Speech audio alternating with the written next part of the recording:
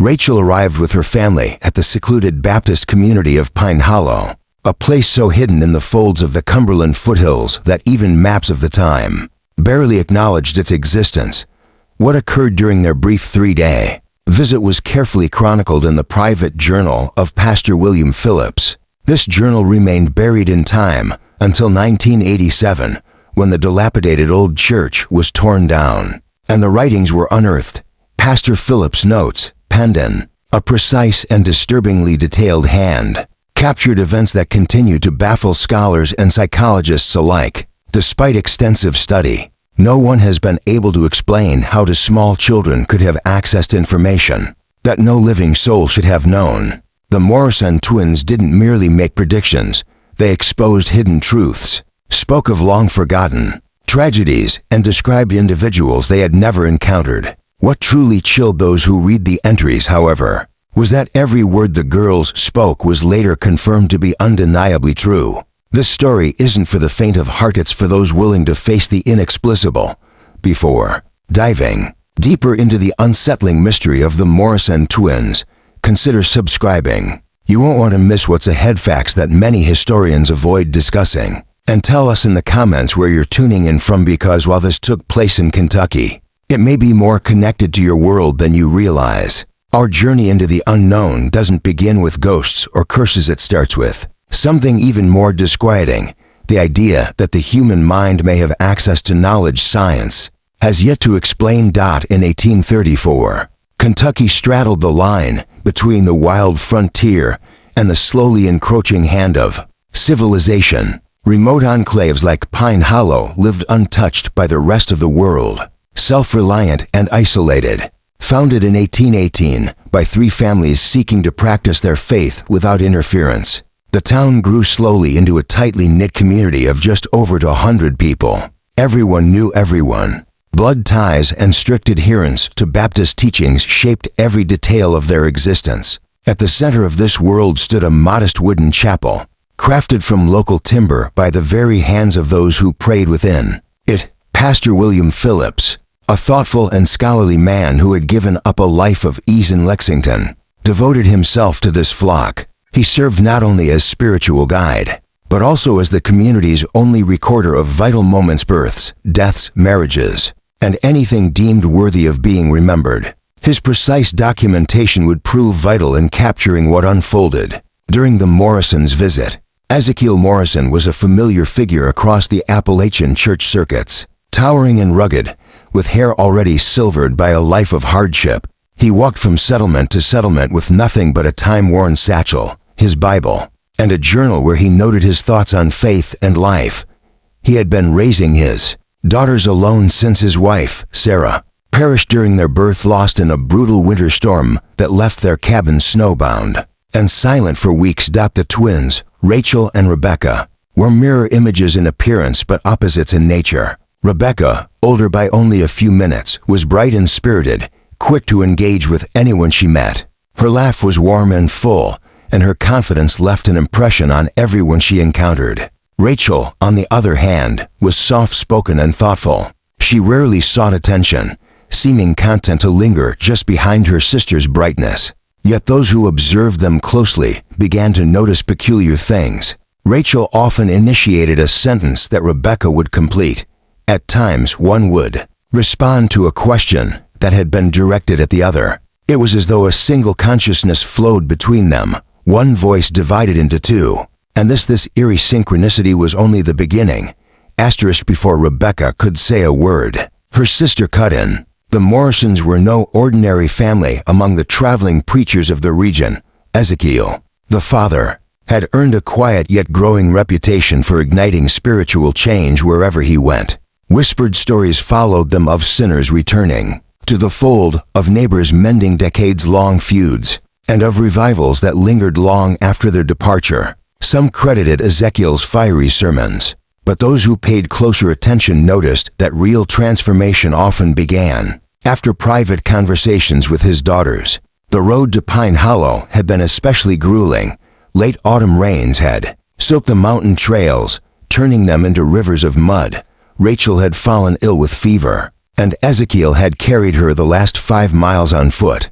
They arrived just as the sun dipped below the horizon on November 15, 1834. Inside the modest chapel, Pastor William Phillips was finishing his evening prayer with a small group of devoted locals. He later recorded in his journal that his first impression of the Morrison family was not of strength, but of exhaustion, deep, spiritual exhaustion. Ezekiel's coat was threadbare, his boots nearly worn through, and the two girls stayed close to him. Rachel was pale and listless, her illness still evident. Rebecca's usual spark seemed dimmed by travel and worry, yet their eyes held something unsettling in awareness far beyond their years, something that made Phillips uneasy, though he couldn't say why. Pine Hollow had welcomed many itinerant preachers, but there was something about this family that immediately set them apart. That very evening, while dining with the Phillips family, Rebecca asked the pastor's wife a strange question. Had the roses by the eastern fence recovered from the blight that nearly destroyed them 3 summers ago? Mrs. Phillips froze, stunned.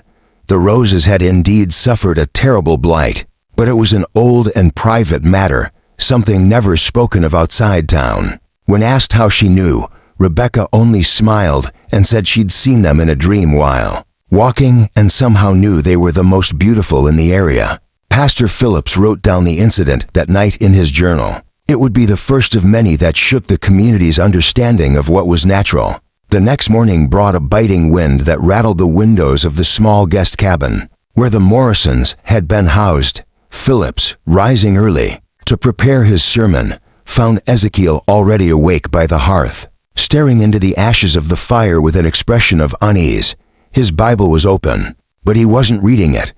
They had troubling dreams, he said when Phillips asked about his solemn mood. They often dream of the places we're called to, but last night, it was different, darker. Before the pastor could speak, Rebecca appeared in the doorway. Her hair was a mess from sleep, but her gaze was sharp.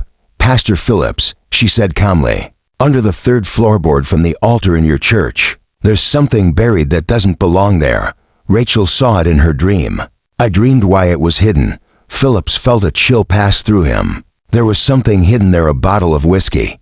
He'd stashed it away during a moment of weakness, hoping the daily proximity to temptation would make him stronger. Wrapped in a strip of blue cloth from the baby blanket that had once belonged to the son he and his wife lost, it was his quiet confession, known only to himself and God. "What did you dream exactly?" he asked, voice trembling. Rachel stepped into the light behind her sister. "It's a brown bottle," she said gently, "wrapped in a blue blanket. A baby's blanket." Phillips sank into a chair, the strength gone from his legs. She was right. Every word. The memory of his son and his own failings came rushing back. Ezekiel watched with a look that blended compassion with tired recognition. "They've always been this way," he said quietly. "At first, I thought it was just the sensitivity of children, but it kept growing more vivid, more impossible to dismiss. That Sunday's service would never be forgotten." Ezekiel's sermon was moving, but nothing out of the ordinary. It was what followed that left the congregation changed forever. As the final hymn ended and people began to rise, Rebecca walked up to Samuel Turner, a respected farmer and longtime supporter of the church. She looked up at him with innocent eyes and asked, "If someone takes money from the church but means to put it back, is that still stealing?" "Papa says God forgives people who mean to fix what they did." Turner went pale. For half a year, he'd been taking small amounts from the offering plate to cover personal losses. He'd promised himself he would repay it all, but the guilt had festered. Before he could speak, Rachel approached the elderly widow Martha Whitfield.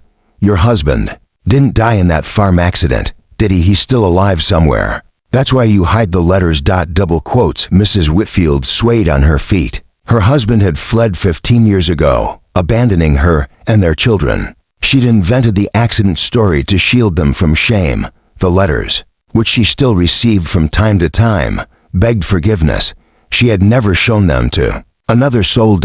And then, one by one, the twins moved through the church to Dr. Hayes. They quietly mentioned patients who had died under his care due to his lack of formal medical training. To the Millers, they spoke of the mentally impaired son they kept hidden in their attic out of fear of community judgment. to young Thomas Brett. They spoke of his secret affair with a married woman whose husband often traveled. Each statement was delivered plainly, as though the girls were commenting on the weather without condemnation, without emotion. But they were all true, startlingly, impossibly true, and this was only the beginning. Asterisk. The congregation stood frozen, stunned into silence by what they just heard, a mix of disbelief, fear, and something dangerously close to awe thickening the air. Pastor Phillips felt a chill climb his spine as he watched the transformation of his once stable flock, all because of two children who somehow knew what no one ever should. 9-year-old Rebecca stepped toward the altar, small hand resting on the wooden cross that had stood there since the founding of the church. Her voice rang out, calm and unwavering. "This place is holy," she said, her words slicing through the thick silence, "but it's been tainted by something terrible." Then she turned to Pastor Phillips directly. "The Whitman family didn't die in a fire at home, did they? Pastor, they died right here in this very room. And some of you know exactly why." The stillness that followed was suffocating. Even the wind outside seemed to retreat. Her words struck with the weight of undeniable truth. Pastor Phillips felt all color drain from his face, his hands tightening around the pulpit until his knuckles blanched. The memory of the Whitman family was Pine Hollow's oldest wound, buried beneath layers of silence.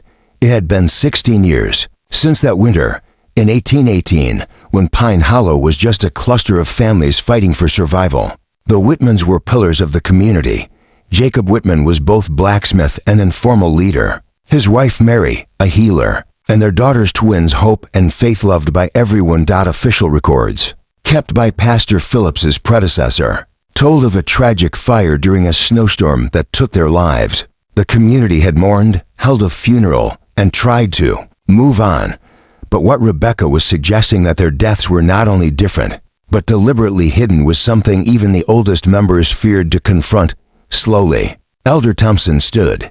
His body ached with age, but his voice still held authority. "You speak of things from before your time, child," he said cautiously. "Things you couldn't possibly know." Rebecca looked at him, those clear blue eyes holding a gravity far beyond her years. Faith had a birthmark on her left shoulder, she said softly. Hope had one on her right ankle. Faith carried a wooden doll their father made. Hope wore a silver locket with her mother's hair inside. When they died, Faith was in her Sunday dress. Hope was in her nightgown because she was sick with fever. A ripple moved through the pews. Faces changed, aged. Hands trembled. Elder Thompson's wife clutched his arm, her breath shallow with fear. Rebecca continued, quieter now. "They didn't die in their home. They came here to the church. They were hiding. Someone was after them. They were found behind the altar." The sanctuary grew still, the kind of stillness that makes your heartbeat feel loud. Pastor Phillips recalled moments, fragments of uneasy conversations, hushed tones that died when he walked into rooms, glances between older parishioners whenever certain names came up, and the unmarked spot in the cemetery that some families still adorned with fresh flowers. Then, suddenly, Samuel Turner stood.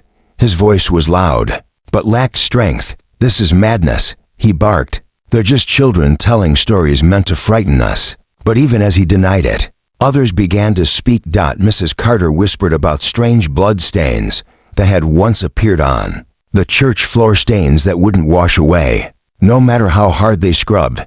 Benjamin Foster mentioned eerie crying, sounds he'd heard late at night, sounds dismissed as wind through rotting boards. Dr. Hayes, still embarrassed from earlier, reluctantly added, "When I worked on the eastern wall 3 years back, we found what looked like bone fragments in the foundation mortar, the weight of it pressed down on them all." If what Rebecca said was true, if the Whitmans had been killed here, and their remains buried beneath the church, then every sermon, every prayer, every song had been offered above hidden graves. All this time, throughout the chaos, Ezekiel Morrison, the girl's father, had stood silently. He showed concern, yes, but not shock. He had seen this before, communities with secrets that refused to stay buried, and his daughters, for reasons he still didn't understand, had a way of drawing those secrets out. Pastor Phillips turned to him, desperation flickering behind his eyes. "Mr. Morrison," he asked, voice tight, "how do your daughters know these things? What kind of gift lets them see what no one else can?" Ezekiel took a moment. He looked around the sanctuary, pausing on each face, some still pale with fear, others turned inward with guilt. Then he answered quietly, "I've asked myself that same question every day since they first spoke of things they had no way of knowing." At last, he spoke. Their mother, Sarah, often said she had the second sight, a heightened sense, a way of perceiving what others could not. But what her daughters were experiencing went far beyond anything Sarah had ever shown.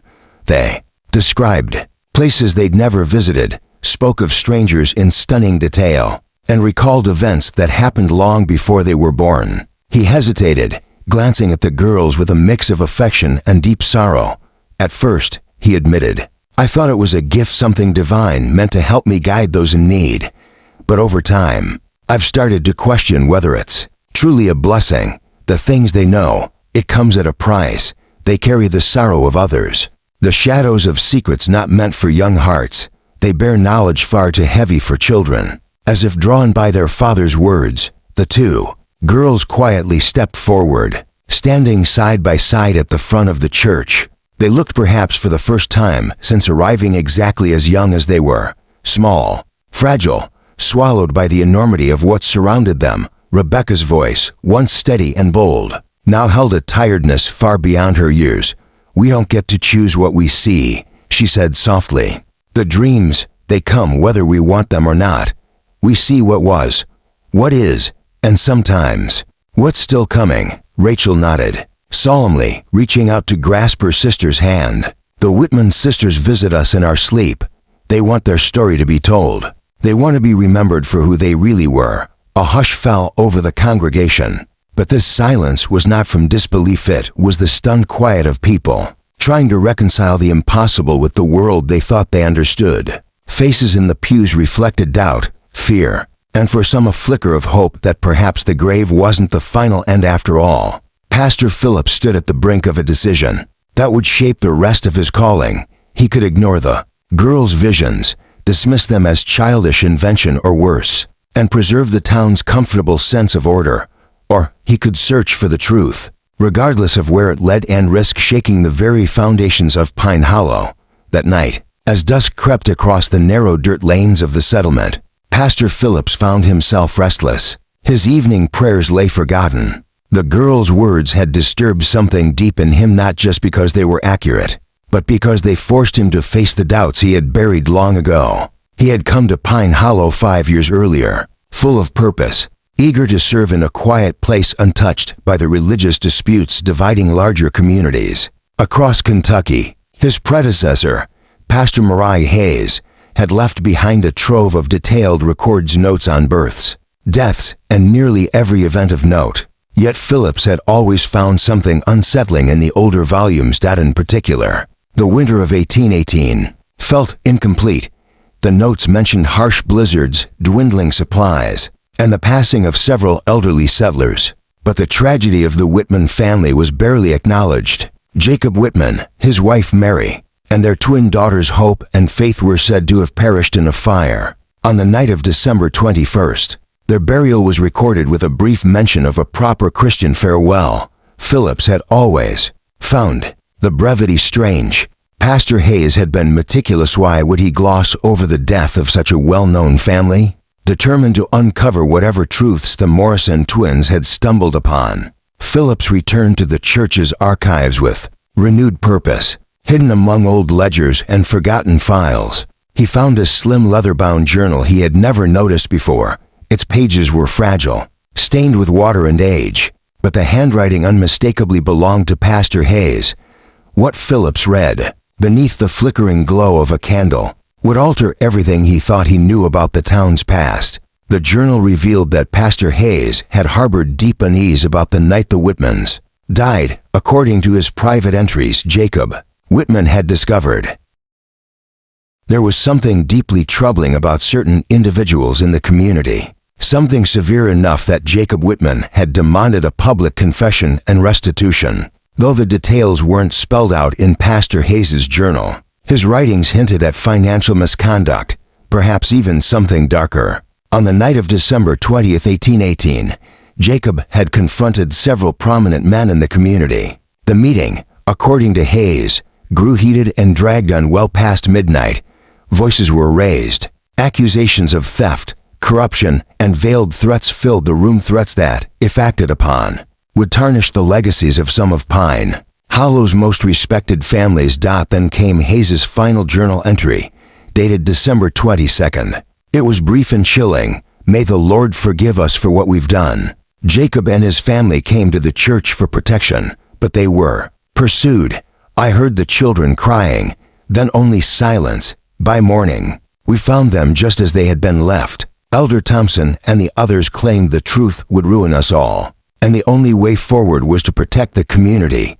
I agreed to their plan. God have mercy on my soul. Pastor Phillips's hands trembled as he set the journal down. The implications were horrifying. The Whitman family hadn't perished in a house fire as everyone believed. They had been slaughtered in the church, and their deaths covered up by those meant to lead the community. But what truly left him shaken was how the Morrison twins could possibly have known such hidden details. They spoke of the children's belongings and appearances with unsettling precision. Details no living soul should remember. A gentle knock pulled him from his thoughts. When he opened the door, Rebecca stood outside, bathed in moonlight, her dress simple and her hair carefully braided as though prepared for something solemn. "You found Pastor Hayes's journal, didn't you?" she asked, her voice soft and clear, "the one he hid behind the loose stone under the foundation." Phillips stared at her, speechless. She had described its exact hiding place, a location he'd only discovered by noticing a faint draft near the stone. "How did you know?" he asked quietly. "Faith showed me in a dream," Rebecca answered matter-of-factly. She said Pastor Hayes was a good man forced to do bad things. She wanted someone to finally know the truth. Her casual reference to a long-dead child delivering messages in dreams made the pastor's skin crawl. He swallowed. "Rebecca, what do you see?" In these dreams, her face turned solemn, far older than her years. "We see everything," she said simply, "not just what happened, but why." She continued without waiting for him to ask further. "The men who killed the Whitmans never meant to kill anyone. They just wanted Jacob to stay quiet." Phillips, his heart pounding, asked, "What was he trying to reveal?" Rebecca glanced past him. Inside the cabin, Rachel sat at the window, staring silently out at the cemetery. The money used to build the church, it wasn't all from donations. Some of it was stolen from travelers passing through. Jacob found out when he was asked to make horseshoes for horses. That shouldn't have needed them horses belonging. Two men who were already dead. Pieces fell together in Phillips's mind. In the early days of Pine Hollow, many travelers had vanished along the remote mountain paths. Officials always blamed wild animals or harsh conditions. But if Jacob had found proof of deliberate killings, if travelers were being murdered and robbed, the church was built with blood money, Rebecca said, her voice still calm, still impossibly wise. That's why faith and hope can't rest. Their blood mixed with cursed soil. The horror gripped Phillips fully now. The church he had dedicated his life to, the altar where he prayed and led worship, had been funded by murder and had later become the scene of an even greater atrocity. Even as he struggled to make sense of it all, a rational part of his mind still asked, how can any of this be proven? Could this knowledge truly be supernatural, or was it part of some strange, elaborate trick? The answer arrived the following morning, just as the Morrisons were preparing to leave, having already extended their visit due to the startling events. A solitary rider appeared, emerging from the Eastern Trail. He was a man in his 50s, dressed in fine clothes that marked him as a man of status, probably from the city. There was intelligence and authority in the way he carried himself. He introduced himself as Thomas Brennan, a solicitor from Lexington. Pastor Phillips welcomed him inside. I'm here regarding the estate of a man named Marcus Webb. Brennan explained. He recently passed in Louisville. Among his papers, we found references to early financial dealings with this community. I'm following the trail of certain funds that may have been, shall we say, mishandled. Phillips felt a cold weight settle in his chest. Marcus Webb, that name, linked to Pine Hollow's founding years, and now a lawyer coming to investigate. Funds, the past, it seemed, wasn't done with Pine Hollow, and the truth, long buried, had begun to rise. Webb was one of the names mentioned in Pastor Hayes's hidden journal, listed among several travelers who had vanished along the mountain paths during 1818 and 1819. Hayes had written that Webb was carrying a substantial amount of money intended for purchasing land in Tennessee. Before Pastor Phillips could respond to the disturbing mention, Rebecca appeared beside him with her usual uncanny timing. She looked up at Brennan with curious, steady eyes and said, "Mr. Webb had a gold pocket watch with his initials inside the lid. The glass was cracked. He dropped it when his horse threw him." Brennan's calm shattered. "How could you possibly know about Marcus Webb's watch?" he demanded. That detail had been shared only in private letters between Webb and his brother. Rachel appeared at her sister's side, as if summoned. "The watch is buried behind the church," she said softly, "along with his money bag and the horse's bridle. Elder Thompson buried them after what happened on the trail." The weight of the implication hit Pastor Phillips like a blow. If this was true, if Marcus Webb's belongings were indeed buried where the girls claimed, it would mean their knowledge went far beyond anything explainable by natural means. More importantly, it would expose crimes at the heart of Pine Hollow's founding. Without hesitation, Brennan dismounted. "We're digging immediately," he said. "If these children are right, this is proof of both murder and theft." Elder Thompson approached slowly. Having watched the exchange, at 73, he was the only remaining member of the original council that had guided the settlement through its earliest days. His face, lined by time, showed a mix of pride and dread. "You don't understand what you're accusing us of," he said, voice firm with age and conviction. "This town was built by men and women of faith who did what they had to in order to survive. Murder isn't survival," Brennan snapped. "If this is true, then this community was founded on blood and crime." Rebecca turned her piercing gaze on Elder Thompson. "The nightmares stopped after the first year, didn't they?" she asked gently. "You believed that meant God had forgiven you." The old man's face changed. His shoulders sagged as guilt returned with full force. "You don't know anything about," he started. But Rachel cut in. "You dreamed of Marcus Webb asking you to release him," she said softly. "You see him every night when you close your eyes." Elder Thompson collapsed onto a nearby stump, as though the weight of memory had finally broken him. "We never meant for it to go that far," he said, voice cracking. "We needed the money. We were desperate." But Webb fought back. He trailed off, his voice lost in the cold morning air, his confession hanging like smoke after a fire. Phillips stood stunned.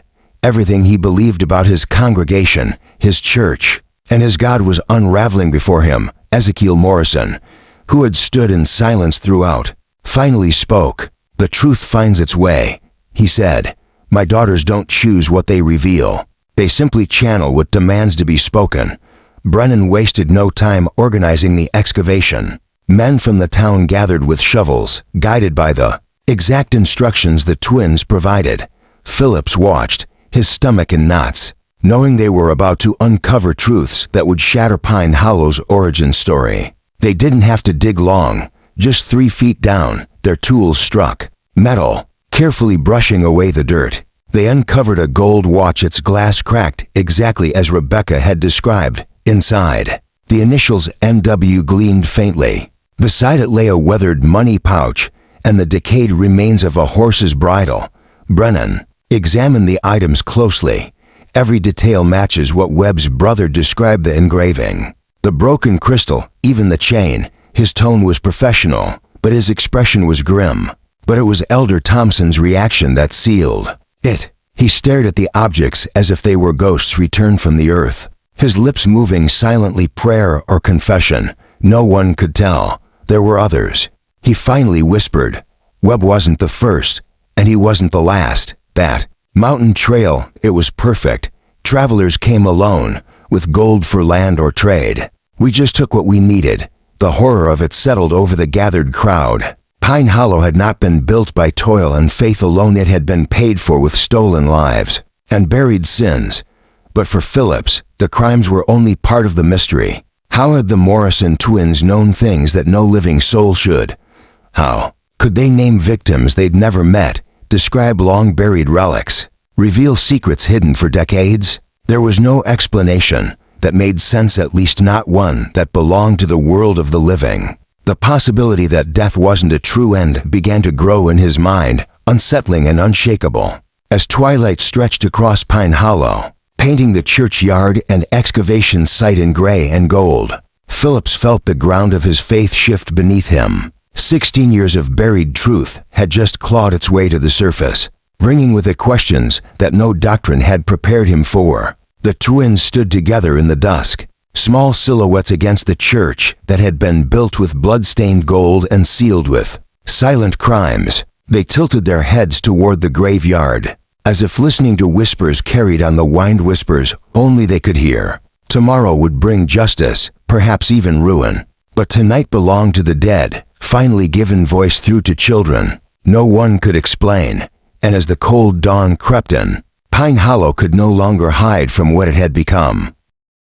Officials from the county seat had arrived quickly. News of the unsettling revelations from the day before had spread like wildfire, prompting Solicitor Brennan to act swiftly and alert the proper authorities. By mid-morning, the once quiet settlement was swarming with important figures, among them a county sheriff, a territorial judge, and two federal marshals who had long been probing the disappearances of travelers in the nearby mountain passes. Judge Harrison, a no-nonsense man with a crown of silver hair and sharp gray eyes, had chosen to hold court in the local church, a decision that Pastor Phillips couldn't help but find grimly fitting, considering the building's bloody legacy. The entire town had been ordered to attend what was shaping up to be both a legal hearing and a long-overdue confrontation with the past. Elder Thompson sat at the front, his frail body visibly weakened by the burden of truth he had begun to carry. Beside him were two other aged members of the original church council, all three looking like haunted men who had lived too long with damning secrets. Yet, it was the Morrison twins who drew the most attention. Judge Harrison had initially dismissed the notion that two children could possess knowledge of events long past, but after yesterday's revelations, his skepticism had begun to erode. He had spent the morning speaking to the girls separately, trying to understand how they could describe long-forgotten crimes in such alarming detail. Rebecca Morrison, he called out, his voice carrying through the wooden rafters of the church. Please explain to this court how he knew where to find Marcus Webb's belongings. Rebecca stepped forward, appearing almost fragile under the weight of so many expectant eyes. Her voice was calm. Faith Whitman came to me in a dream, she said. She told me that the men who murdered her family were also responsible for killing the travelers. She wanted the truth to be known. The judge then turned to her sister. And you, Rachel Morrison, how do you know about things that happened before you were born? Rachel spoke barely above a whisper. We see them in dreams. It's like we're there. We watch what happens, feel their fear, hear their final words. We feel it all. Judge Harrison sat forward, scrutinizing them. So you're saying you can speak with the dead? Before the girls could respond, Ezekiel Morrison rose from the crowd. Your Honor, my daughters don't claim to understand what happens to them. They only share what they see. I've seen them do this in many towns, providing information they could not have gotten in any natural way. Sheriff Mackenzie, a man grounded in facts more than superstition, directed his question straight at the girls. Tell us then, how many people were killed on those trails? Rebecca and Rachel exchanged a quiet, knowing glance before Rebecca spoke. 11 men over the course of 3 years. Most were traveling alone, carrying money meant for buying land or investing in businesses. One was a preacher like our father, but he had gold coins sewn into the lining of his saddle. Her precise response stirred uneasy murmurs among those gathered. Rachel picked up the thread without hesitation. His name was Samuel Collins. He was going. Her voice trailed, but the room remained riveted, gripped by the eerie clarity with which the two children unveiled the sins of the past. ***, to start a new church in Tennessee that had been Samuel Collins's purpose. His horse, a bay mare marked with a white star on her forehead, was unmistakable. Sheriff Mackenzie flipped through a weathered notebook he kept in his coat pocket. When he landed on a particular entry, his face turned ashen.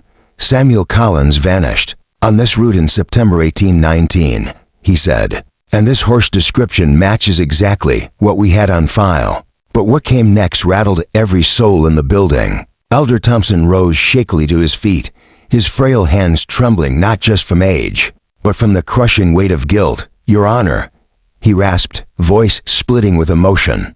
"I can't carry this burden any longer. What these children have said, it's all true, every single word. But there's more. Something far darker than the killings themselves." A heavy silence fell across the room. Only the wind whispered through the old wooden slats, and the lonely call of a hawk circled overhead. Tears streaked down Thompson's lined face as he continued. "The Whitman family, they didn't just discover our sins by accident. Jacob Whitman was my brother-in-law. I told him everything, thinking blood ties would keep him loyal. But Jacob was a man of conscience. He couldn't keep silent." Pastor Phillips's heart sank as the confession spilled out. "Jacob warned us. He demanded we make amends to the victims' families. He threatened to go to Lexington and expose it all to the authorities." Thompson's voice quivered. "We couldn't let him. Too much was at stake. Too many livelihoods depended on what we'd built." He dropped his head in shame. On the night of December 21st, 1818, we followed them to the church. Jacob had taken Mary and the twins there, thinking they'd be safe on holy ground. But we were desperate men. We stopped at nothing. Rebecca had gone completely still, her face pale and solemn, gave no hint of fear. Then, in a quiet, resolute voice, she said, "Tell them about the babies." The old man crumpled under the words, his facade shattered. "Oh God," he wept. "How could you possibly know about the babies?" Judge Harrison leaned forward, voice sharp. "What babies? Speak clearly." "Mary was pregnant," Thompson choked. 8 months along, with twins. He could barely continue. "The doctor said they might have survived if we had gotten her help, but we didn't." Rachel stepped into the silence, her voice soft but clear.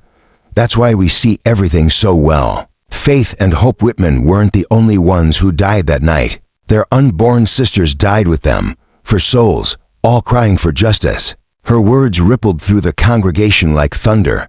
If the twins were somehow linked to the spirits of the unborn Whitman girls, it challenged every accepted belief about life after death.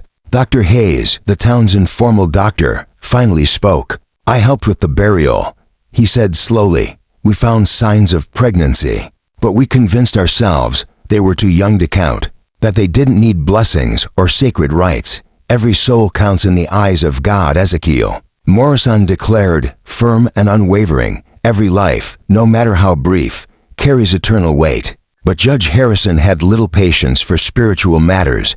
He turned back to Thompson. "Are you confessing to the murders of Jacob Whitman, his wife Mary, their twin daughters, and to unborn children?" "I am," Thompson said hollowly. "And to the deaths of 11 travelers who trusted us. I was part of all of it alongside Samuel Bradford and Marcus Perry. We made the plans, carried them out, and hid the truth for 16 long years." The 2 other elderly men sat motionless, faces frozen in a mix of dread and defeat. 16 years of guilt had finally crushed them. Sheriff Mackenzie rose to begin the arrests. But Judge Harrison lifted a hand. "Before we move forward," he said, "I need to understand something. How could these children possibly know details that were never spoken aloud, never written down, or shared with anyone outside the guilty?" Rebecca raised her gaze to the judge. Her blue eyes shimmered with something beyond understanding, something ancient, something sacred. "Your Honor," she began, her voice clear and youthful, "some truths are simply too powerful to remain hidden. The Whitman sisters and their unborn children have waited 16 long years for someone to finally listen." The judge narrowed his eyes. "And how exactly do you hear them?" he asked. "What allows you to communicate?" Rachel stepped forward to stand beside her sister. "We don't really know," she admitted honestly. "We've had dreams for as long as we can remember, dreams of people and places we've never seen before. Papa says our mother had the gift of second sight, but what we experience, it's not the same. In what way is it different? Judge Harrison pressed. The girls shared a quiet, knowing look before Rebecca responded. Mama could read emotions. She could sense what people were feeling, even their secrets. But we see more than that. We see what's left behind after something terrible happens, especially when the innocent have suffered. Ezekiel Morrison, the girl's father, had been standing silently, but now stepped forward. Your Honor, he said with evident concern, I've spent years trying to make sense of what my daughters experience. I've spoken to ministers, physicians, scholars from all across Kentucky and Tennessee. None of them can explain it, but every one of them has seen how uncannily accurate they are. Judge Harrison regarded the twins for a long moment, his face unreadable. At last, he said, Miss Rebecca, Miss Rachel, if what you claim is true, then perhaps you can tell us where were the bodies of the other victims taken? The question settled over the room like dust in a crypt, slow, heavy, inescapable. If the girls could identify where Marcus Webb and the other missing travelers had been buried, it would finally bring resolution to cases that had haunted the region for years. Rebecca closed her eyes. For a few heartbeats, she stood still, as if tuning into something far away. Then she spoke. Some were dumped in the old mine shaft just east of town. Others ended up in Devil's Creek, in the deepest parts of the current. But 3 of them there, under the church floor, their bones were used in the foundation. A shocked murmur rippled through the congregation. Pastor Phillips went pale, realizing with a sick twist in his stomach that he had been leading prayers, giving sermons, and blessing marriages while standing right above unmarked graves. Sheriff Mackenzie turned to Judge Harrison. Your Honor, if we're going to confirm this, we'll need to dig up the church floor. The judge gave a slow, grim nod. And we will. But first, I want to know just how deep this crime goes. He turned toward Elder Thompson. What happened to the money? The belongings of the victims? Thompson raised a trembling hand and motioned toward the church and the buildings beyond it. Everything went into this place, he said hoarsely. The church, the schoolhouse, the mills. It was all built with stolen gold and goods. We told ourselves we were turning evil into good, that if we used it for God's work, we'd be forgiven. And what about the victims' families? Judge Harrison asked sharply. Did anyone stop to think of the people left behind?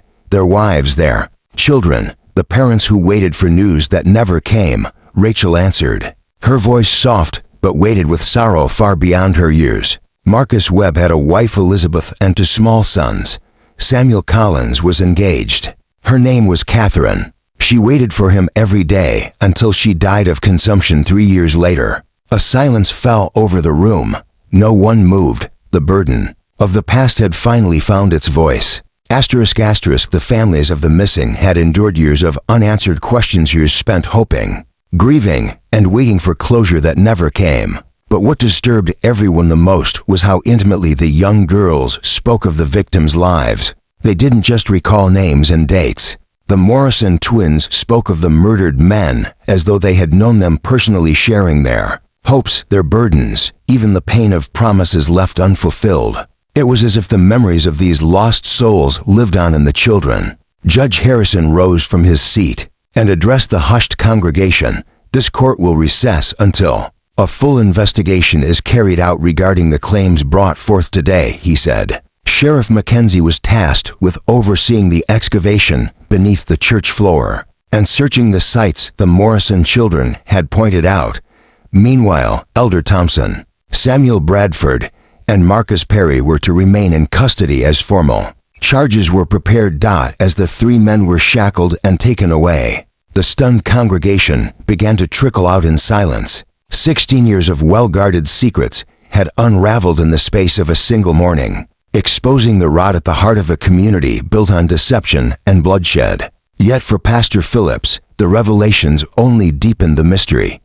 How could 9-year-old girls possess knowledge that seemed to bypass every law of nature? What did this say about the nature of death, the endurance of the soul, and the possibility of speaking across the veil that separates the living from the dead? The Morrison twins stood quietly at the front of the now empty church, their small frames dwarfed by the enormity of what they had unveiled. They looked pale, emotionally spent from carrying the sorrow of so many dead.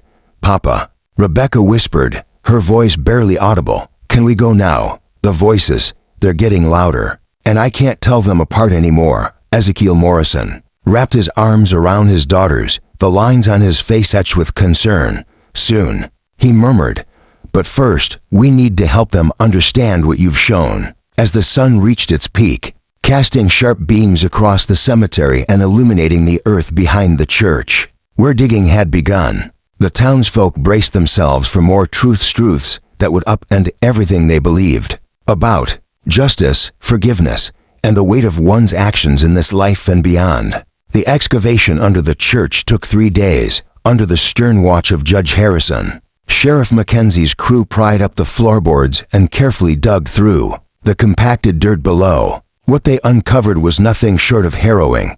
3 full skeletons were found, exactly where Rebecca had said they would be, their bones tangled among the very stones that supported the sanctuary.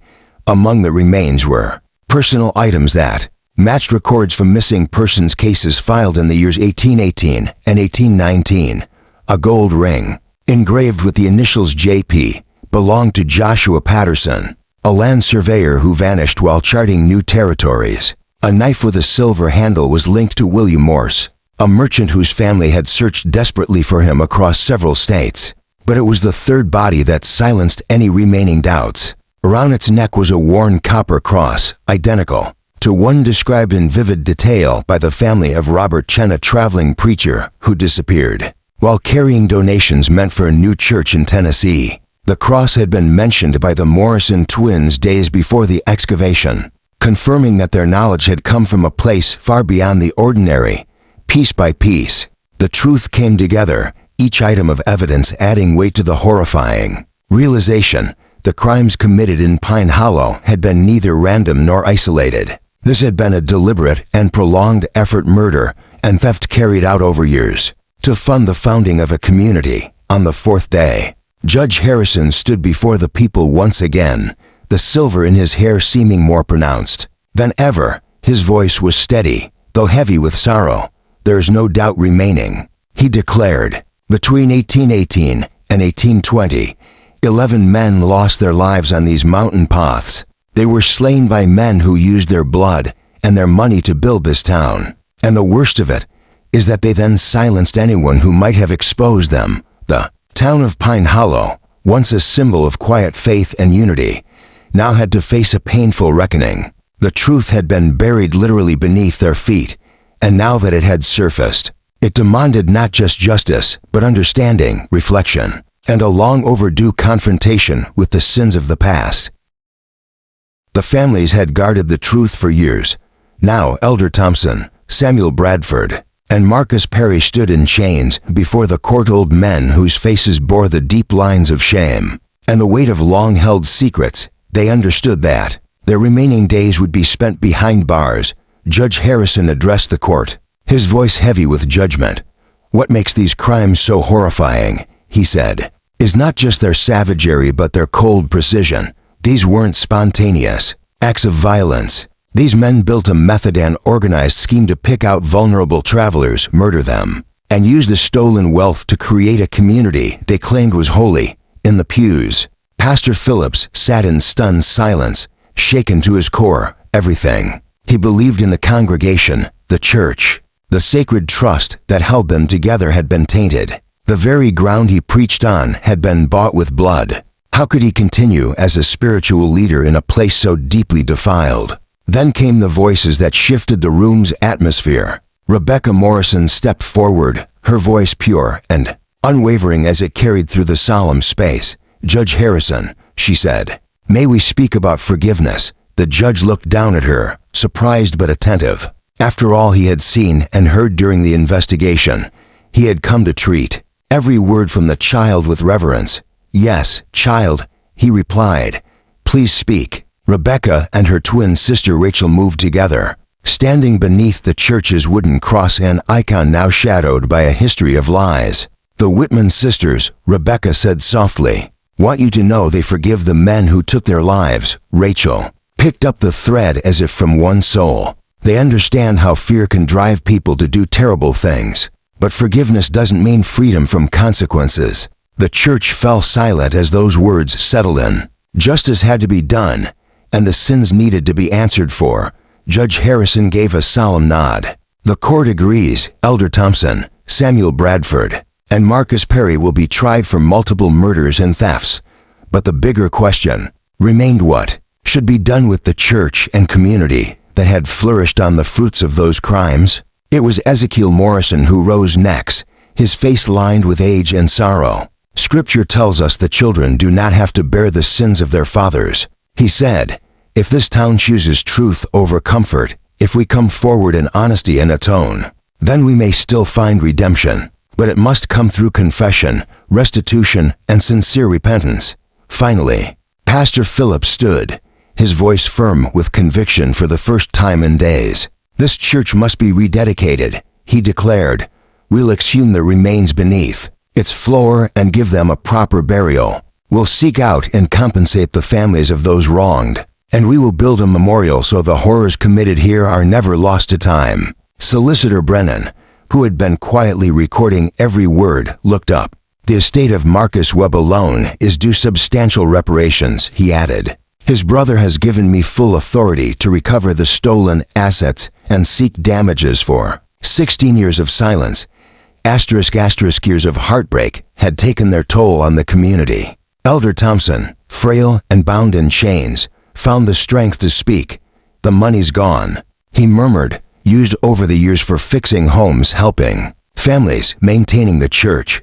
There's nothing left to return. Judge Harrison's response was swift and uncompromising. Then the community must share in the burden, he declared. Every structure raised with those stolen funds will be sold. The money will go to the victims' families. With that, Pine Hollow's fate was sealed. The town, once a sanctuary for so many, would be dismantled, homes lost, the church abandoned. A society built over 16 years would be uprooted and scattered. Children would be torn from the only place they'd ever known. The elderly forced to leave what they had thought would be their final resting place. The sins of a few had shattered the foundation for all.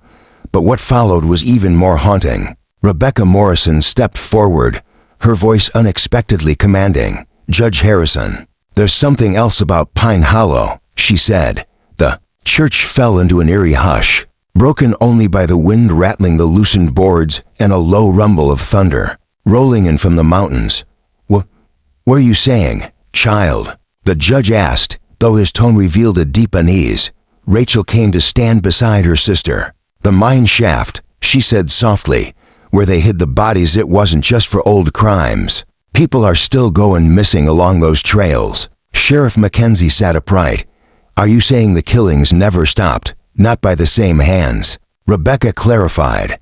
Most of the original men are too old now, but others followed in their footsteps. They learned the secrets, the places, the methods. That kind of knowledge doesn't just disappear. The silence that followed her words was thick with horror. If what she said was true, then Pine Hollow wasn't just haunted by its past, it was still bleeding from it. These murders had become legacy. Judge Harrison rose from his seat, his expression stern and resolute. Sheriff Mackenzie, widen the investigation. If these crimes continued beyond the past, we must bring every truth to light. As the courtroom stirred with renewed urgency, the Morrison twins remained still, a calm presence amid the storm. They had carried the pain of others, given voice to the long dead, and offered truth where lies once ruled. Their father, Ezekiel, pulled them into a gentle embrace. His worn features reflected both comfort and deep concern. Are you ready to go? He asked them quietly. Rebecca's eyes swept across the church one last time, the faded walls, the plain wooden cross, the stunned and sorrowful faces watching her. The voices aren't as loud anymore, she whispered. They've been heard. Now they can rest. Rachel nodded, lacing her fingers with her sister's. But there will be other places, other voices. Papa, she asked, her voice tremulous, why do we have to hold all this sadness? Ezekiel bent down to meet her gaze, his own eyes wet with emotion. I don't know, my loves, he said, but I think God gives heavy loads to those he knows can carry them. maybe your gift. Maybe it's meant for something much bigger than any of us can see." And with that, the Morrisons turned to leave Pine Hollow behind, their hearts full of knowledge no child should carry, their footsteps heavy with truths no town could forget. Pastor Phillips stood in their wake, torn. Should he stay and try to rebuild from the wreckage, help the good people who were left? Or was it wiser to walk away from a place poisoned by secrecy and death? The answer came as he watched the twins, just 9 years old, walking beside their father, carrying the weight of all they had revealed. If they could bear it, maybe he could, too. With grace and forgiveness, there remained a glimmer of hope even in the darkest of places for redemption. 3 weeks later, Pine Hollow had become a memory. The church, once the heart of the community, was dismantled piece by piece. Its timber and stone were sold off to help repay the families of victims, those who once called Pine Hollow home, scattered across Kentucky and Tennessee, burdened by the knowledge that everything they had built rested on the bones of the innocent. But far from the ruins, a new tale began to circulate in churches throughout the region. It was the story of 2 young girls with knowledge that defied logic, children who spoke on behalf of the long dead and brought long overdue justice to light. To some, it was nothing more than superstition rooted in frontier folklore. To others, it was a powerful sign that the divine still moved through the world, using unlikely messengers. The Morrison family continued traveling from one isolated congregation to another, and stories followed in their wake. Towns gripped by spiritual awakenings, long-buried wrongs revealed, decades-old mysteries brought to light by the haunting words of twin girls who spoke not with fear, but with clarity and certainty, as if their youth masked something ancient and knowing. Judge Harrison's final document on the events of Pine Hollow stretched across 47 pages. It chronicled crimes committed over more than 20 years. His final remarks would be quoted in legal and ethical texts for decades to come. This case forces us to reevaluate what we believe about truth, justice, and the enduring weight of moral responsibility. Science cannot account for how the Morrison children knew what they did, but their statements were proven accurate in every instance. Some truths, it seems, cannot be buried. Pastor Phillips later founded a new ministry deep in the hills of eastern Tennessee. There, he committed himself to helping isolated communities face hard realities and pursue genuine autonomy. But he never forgot those 3 days in Pine Hollow, when 2 9-year-old girls unraveled 16 years of lies with revelations no living person should have known. No one ever solved the riddle of Rebecca and Rachel Morrison's abilities. The medical understanding of their time had no explanation. Religious leaders were divided, some seeing the girls as divinely gifted, others sensing something more complicated, even dangerous. Yet one thing was universally acknowledged: they were never wrong. Every detail they shared about the crimes in Pine Hollow was confirmed. Every hidden spot they identified held the evidence they claimed it would.